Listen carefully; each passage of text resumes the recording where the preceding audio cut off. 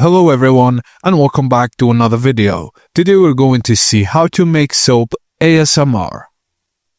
Firstly, you need 450 grams of melt and pour soap base, soap mold, and microwave safe bowl or double boiler, essential oils, soap coloring, rubbing alcohol, spatula, and a small decorative items.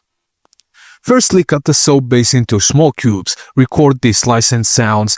The crisp cuts makes a great audio. Place the cubes in a microwave, then safe bowl. Microwave in 15 to 30 second intervals, stirring in between until fully melted and smooth.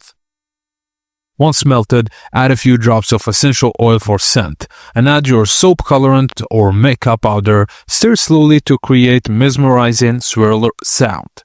Pour gently to capture that thick liquid pouring ASMR moment.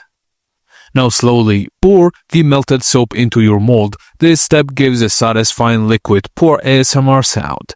Lightly spritz the surface with rubbing alcohol to pop any bubbles, and leave it to set at a room temperature for 2 to 4 hours or refrigerate for faster results.